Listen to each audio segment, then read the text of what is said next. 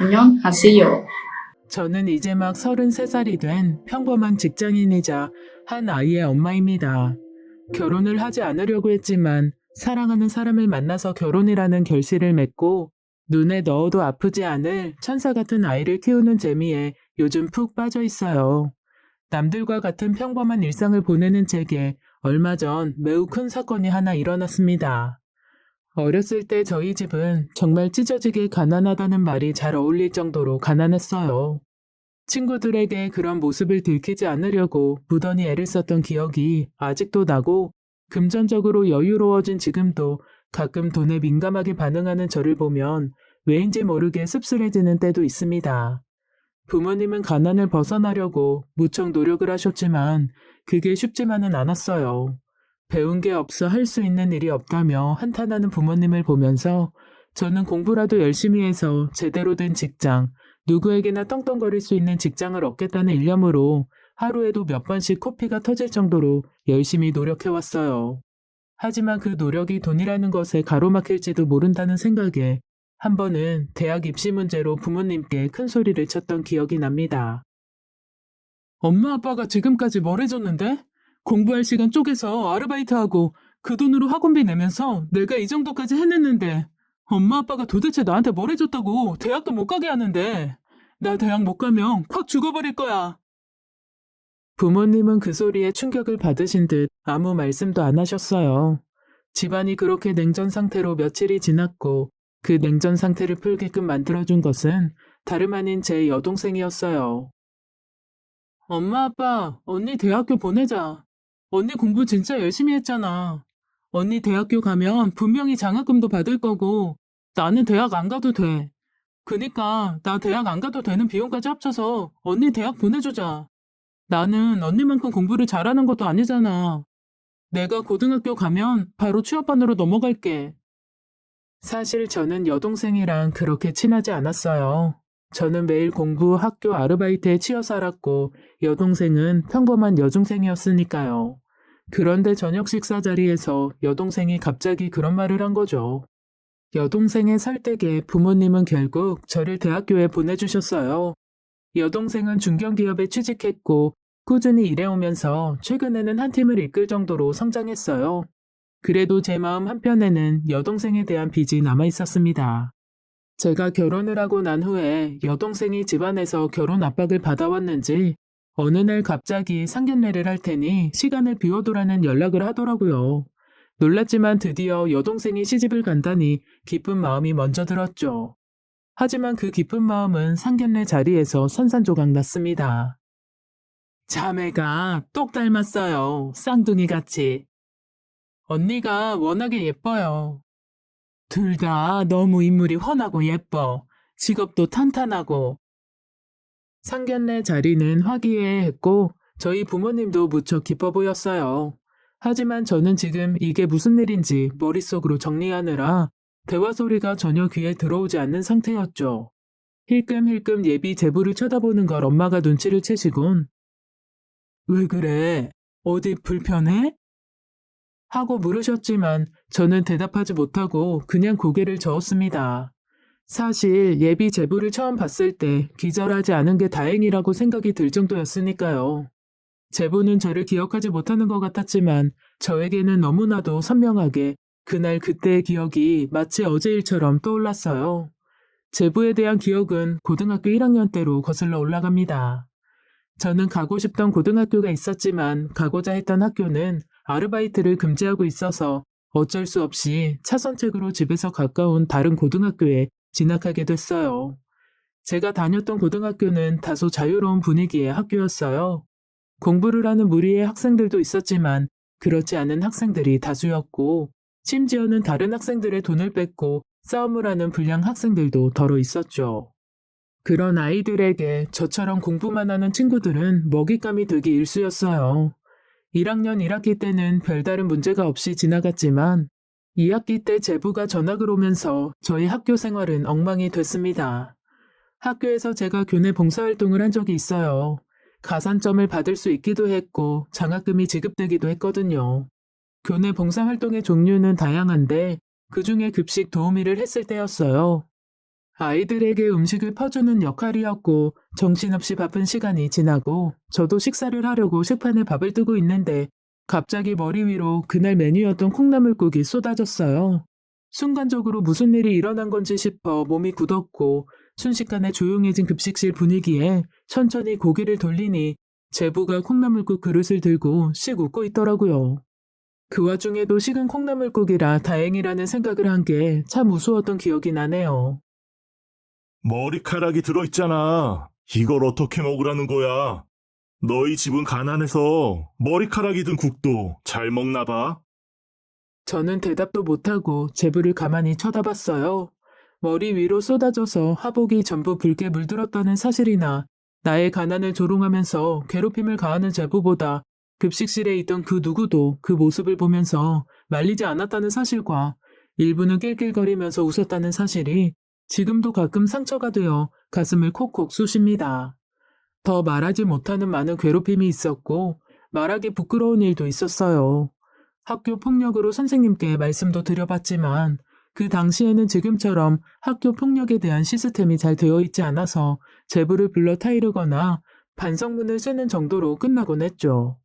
그리고 그런 날이면 괴롭힘이 유독 더 심해지기도 했어요.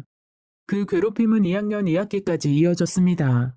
저는 애써 공부에만 집중하기 위해 노력했지만 마음처럼 쉽게 되지는 않았어요. 3학년에 진학하면서 저는 수능을 준비하는 특별반으로 가게 되었고 제부와는 더 이상 만나지 않을 수 있었어요. 하지만 오다 가다 제부를 스쳤고 그때마다 제부는 장난을 치는 것처럼 제게 때릴 것처럼 제스처를 취하기도 했고 어깨를 강하게 치고 지나가곤 했어요. 급식실에서 마주칠까 매번 전전긍긍해야 했고 혹시 마주친 날에는 잘 걸렸다는 듯이 제게 음식을 던지고 가끔은 지나가면서 식판에 침을 뱉곤 했습니다. 그러던 어느 날 친구에게서 제부가 강제 전학 조치를 당했다는 것을 듣게 됐어요.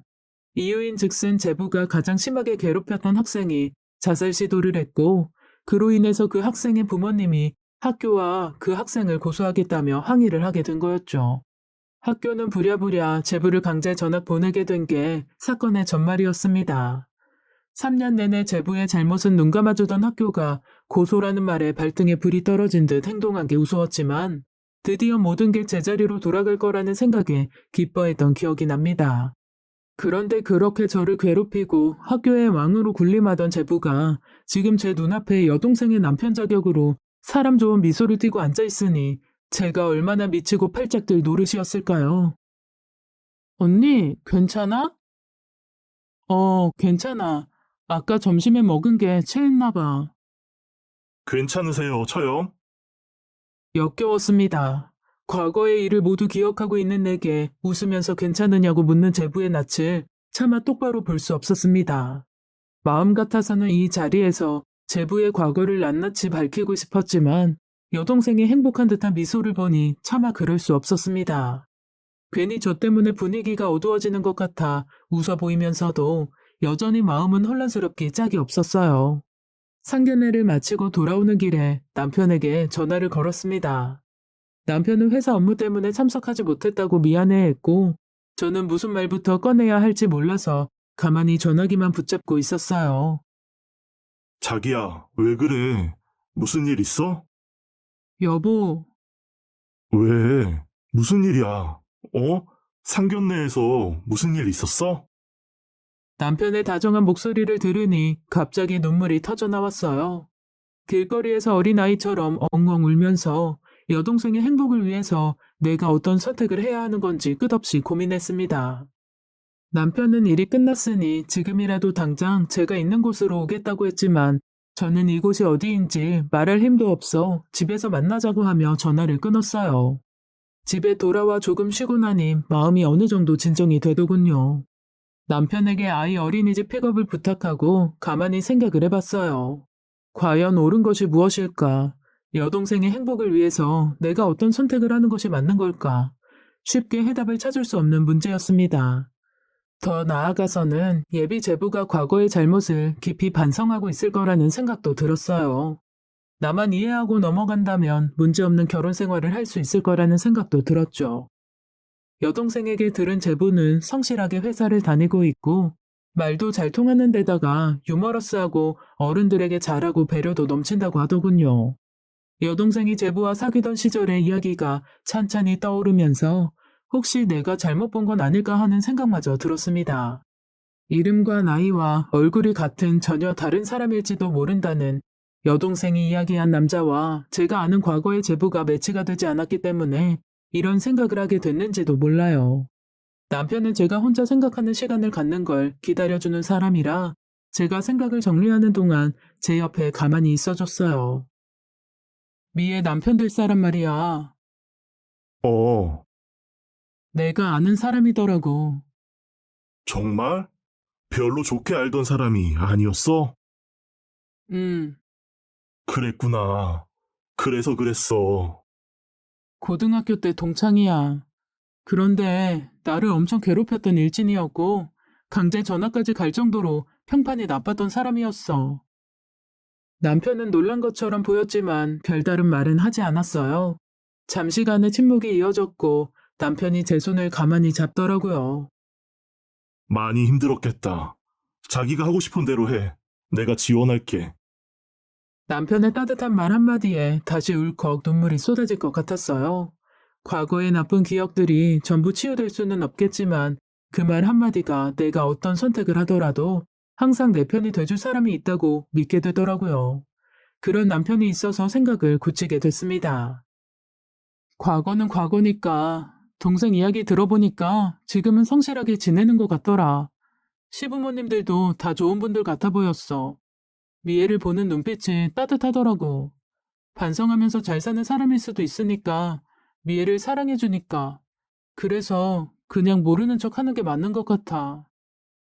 그렇게 하겠다고 마음을 먹었는데도 불구하고 사실 마음이 찝찝한 것은 사실이었습니다. 하지만 여동생에게 빚이 있는 저는 더 이상 여동생이 불행해지길 바라지 않았어요. 여동생이 사랑한다면 제가 함구하고 있는 게 맞는다고 생각했죠. 하지만 그 생각이 그렇게 오래가지는 못했습니다. 하루는 여동생이 결혼 날짜를 잡았고 청첩장이 나왔다면서 밥 한번 같이 먹자고 저희 사무실 근처로 온다고 하더라고요. 기왕 축하해주기로 했으니 기쁜 마음으로 여동생을 만나러 갔어요. 여동생은 전에 없이 밝은 미소로 제게 청첩장을 전달해 주더라고요. 그런데 청첩장을 전달해주는 여동생의 손목에 멍이 들어 있었습니다. 손목이 왜 그래? 어? 별거 아니야. 안녕하세요. 저는 이혼을 전문으로 하는 변호사로 여동생의 손목에 난 멍자국이 절대로 별게 아니라는 것을 알 수 있었습니다. 저는 눈앞이 새하얘지는 것을 느꼈어요. 여동생은 급하게 손목을 가렸고 다시 아무 일 없다는 듯이 웃으면서 결혼식에 대한 이야기를 제잘거렸죠. 그 시간이 어떻게 갔는지 아직도 기억이 잘 나지 않아요. 비약일 수도 있지만 예비 제부와 여동생의 멍이 깊은 상관관계가 있다는 걸 직감했죠. 당장이라도 무슨 일이냐 캐묻고 싶었지만 말하고 싶어 하지 않는 여동생에게 꼬치꼬치 캐물을 순 없었어요. 여동생과 헤어지고 돌아오는 길에 심장에 불이 끓는 것처럼 화가 났지만 머릿속은 그에 반해 천천히 차가워지더라고요. 예비 제부의 과거 일은 묻어두고서라도 지금 여동생에게 해가 된다면 가만히 손 놓고 두고 볼 수는 없는 노릇이었습니다. 워낙에 공부만 했던 터라 사회인이 되고 나서 고등학교 친구들과 가깝게 지내지 못했어요. 하지만 어떻게 제가 변호사가 됐다는 소식을 들은 친구 중 하나가 이혼 관련해서 도와줄 수 있느냐고 연락을 했던 적이 있습니다. 그리 친하게 지냈던 사이는 아니었지만 누구를 괴롭히거나 못된 행동을 하는 친구는 아니었고 이혼을 준비하는 당시에 남편의 외도와 폭력으로 고생을 하는 그 친구를 두고 보지 못했거든요. 그 이후에 친구로부터 간간히 명절 선물이 오기도 했고 문자로 안부를 주고받기도 했죠. 발이 넓었던 친구였으니 예비 제부의 소식에 대해서도 알고 있겠지 싶었어요. 친구는 제가 예비 제부에 대해 들은 이야기가 있냐고 묻자 너무 고맙게도 이유를 묻지 않고 알아봐 주겠다고 하더라고요. 그렇게 며칠이 지나고 친구에게 전화가 왔습니다. 친구는 그럴 줄 알았다는 말투로 예비 제부에 대해 알려주기 시작했고 저는 믿을 수 없는 사실에 다리에 힘이 다 풀려 고작 서 있는 게 전부일 정도였죠. 친구의 입에서 들은 예비 제부는 여동생이 들었던 제부와는 전혀 다른 사람이었습니다. 여동생은 예비 제부가 식품 공장의 부장이라고 했었지만 사실은 뚜렷한 직장도 없다더군요. 그리고 그 이유가 다름 아닌 교도소에 다녀왔기 때문이라고 했습니다. 저는 겨우 평정을 유지하면서 무슨 연유로 교도소에 갔냐고 물었고, 친구 말로는 다단계 사기 전과에 폭행 전과까지 있었고 합의를 할 돈이 없어서 결국은 감옥에 갔다고 하더라고요. 그리고 더 가관인 건 뭔지 아시나요? 예비 제부가 제 여동생과의 결혼이 초혼이 아니라는 거였어요. 강제 전학을 갔던 학교에서도 퇴학 조치를 당했고 졸업도 하지 못하고 살다가 20살에 아이가 덜컥 생겨 결혼을 했다는 거죠. 아이라니요. 저는 여러 번 친구에게 아이가 있는 게 사실이냐고 확인하듯이 되물었어요. 그것만큼은 거짓말일 거라고 믿고 싶었는지도 몰라요. 따지고 보면 그 아이는 지금 13살이겠더라고요. 냉정해졌던 머릿속이 다시 복잡해지기 시작했어요. 어디서부터 뭘 바로잡아야 하는지도 알 수 없었죠. 중요한 건 더 이상 묵과하고 넘어갈 수 없다는 거였어요. 여동생에게 할 이야기가 있다고 만나자고 하니 여동생이 몇 번 자리를 피하더군요. 여동생은 옛날부터 촉이 좋았어요. 제가 무슨 이야기를 할 줄 아는 것처럼 계속 이리 피하고 저리 피하기에 여동생의 집으로 무작정 찾아갔습니다. 혹시 예비제부를 만나게 되는 건 아닐까 걱정한 것도 사실이지만 만나면 앞에서 뺨이라도 때리고 다 터뜨려버릴 작정이었어요. 다행인지 불행인지 여동생은 혼자 집으로 귀가했습니다. 절 보더니 어색하게 웃더라고요. 그리곤 다시 옷소매를 끌어당겨서 손목을 가렸어요. 혹시 제부가 널 때리니? 라는 식의 질문을 할 거라고 생각했던 것 같았어요. 들어가서 이야기할까? 집이 좀 지저분해서 갑자기 무슨 일이야? 서서 할 이야기는 아니야. 여동생은 마지못해서 앞서 집으로 들어갔습니다. 따라 들어가면서도 어떤 이야기를 먼저 꺼내야 할지 여전히 갈팡질팡하는 상태였어요. 신혼집으로 쓰기로 했다는 이야기는 들었지만 집안이 많이 바뀌어 있더군요. 그럴 필요가 없는데도 불구하고 여동생에게 죄책감이 들었어요. 행복을 짓밟는 건 아닐까 하는 말도 안 되는 생각도 들었죠. 그래도 한순간의 슬픔을 두려워하다가 평생의 불행을 여동생에게 안겨줄 순 없었습니다. 여동생이 차를 내왔고 찻잔이 상에 놓이는 소리가 들리자마자 저는 무슨 스위치라도 눌린 사람처럼 말을 쏟아냈어요. 여동생의 얼굴도 제대로 보지 못했지만 해야 할 말은 다 했어요. 제부가 결혼을 했고 13살 난 자식이 있으며 직업도 없고 교도소에 다녀온 전과도 있다면서요. 여동생이 지금 당장이라도 불같이 화를 내며 진짜냐고 물을 줄 알았는데 제 예상은 완벽하게 벗어났습니다. 어떻게 알았어? 여동생이 알고 있었던 거예요. 손이 떨려왔습니다. 여동생은 다 알면서도 예비 제부를 만났던 거였어요. 그때서야 여동생의 얼굴을 바라봤습니다. 여동생은 아무런 감정이 없는 사람처럼 보였어요. 너 알고 있었어?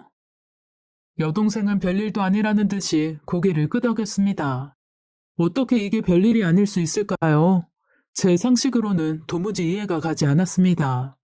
물론 여동생이 아무것도 모르고 결혼을 하는 게 아니라 여동생이 모든 것을 알고 있음에도 결혼을 하겠다고 결심한 것의 차이는 분명히 있다는 것을 알고 있었습니다.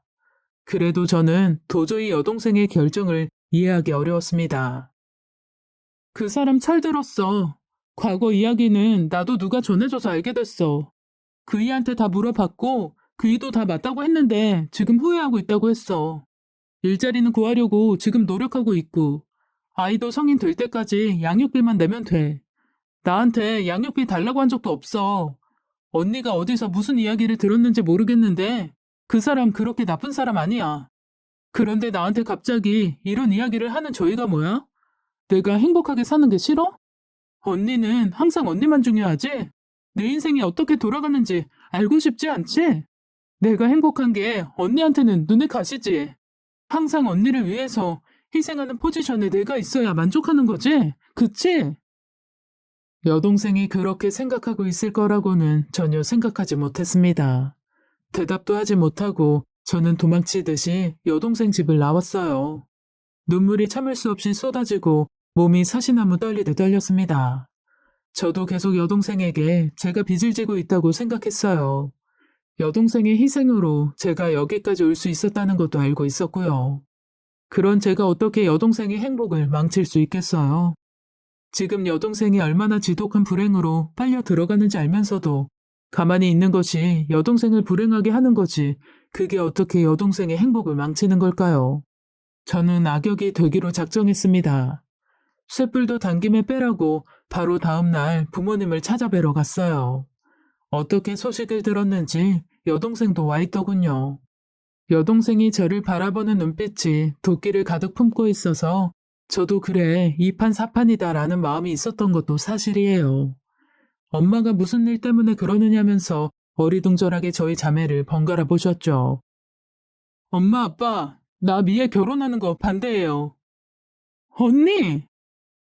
제부 13살짜리 애가 있는 이혼남이에요. 직장도 없고 교도소도 다녀왔어요. 그리고 잘은 모르겠지만 너, 제부, 아니 그 인간한테 맞았지. 집안이 난리가 난 것은 말해서 뭐 할까요?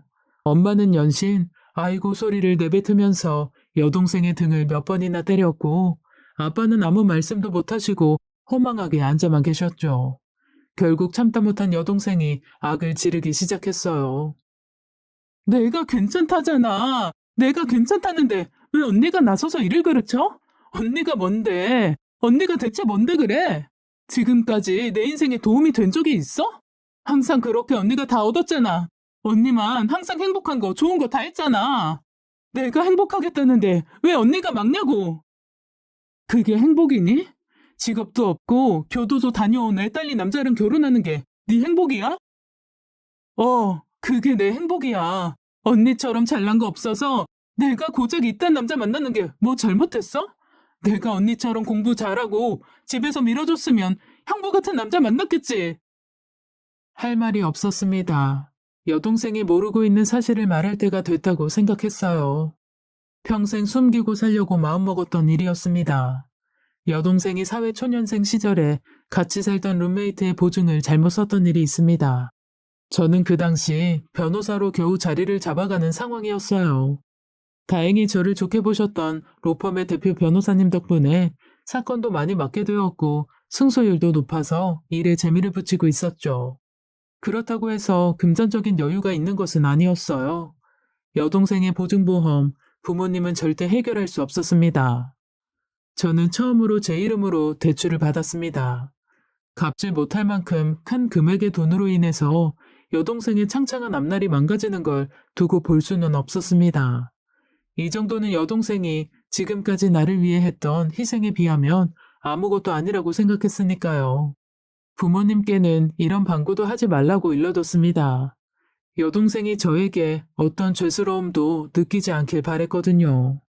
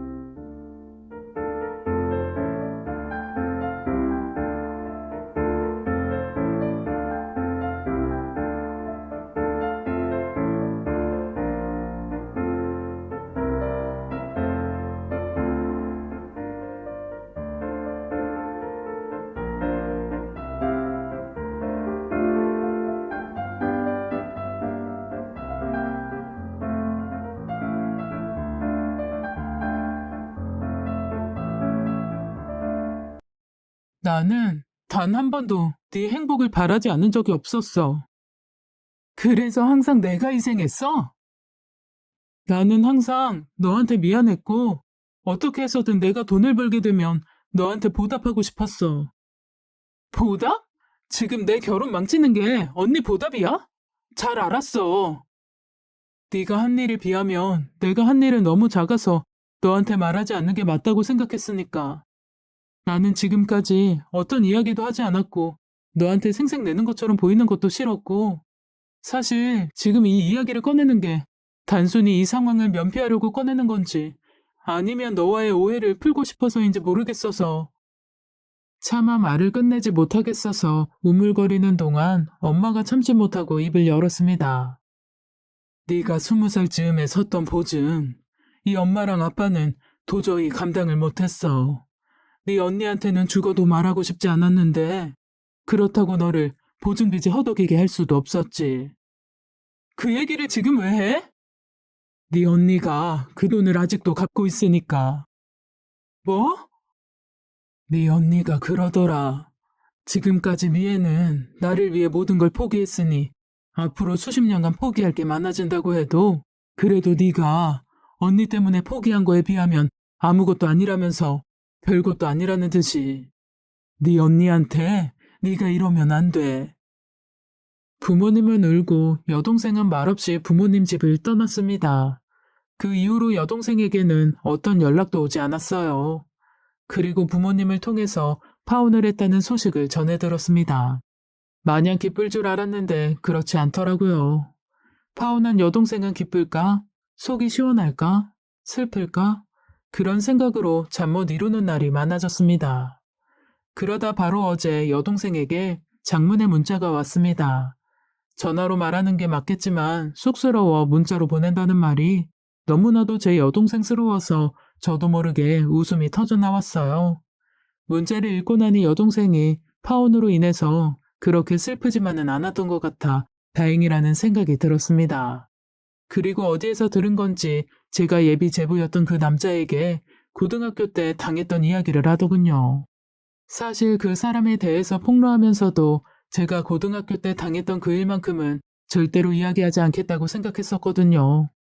부끄럽기도 했고 그 사실을 이야기에 넣어버리면 객관성이 떨어진다고 생각했기 때문인데 그런 생각을 한 제가 창피스럽게도 여동생은 그 고통을 이겨내고 저의 자리에서 성공한 제가 자랑스럽다고 했습니다.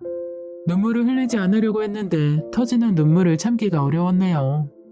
몇 번을 여동생이 보낸 문자를 보고 또 봤어요. 언니를 위해 했던 과거의 내 희생은 희생이 아니라 사랑이었다는 말에 여동생에게 항상 지고 있던 빚이 조금은 탕감된 듯한 기분이 들었어요. 안녕하세요.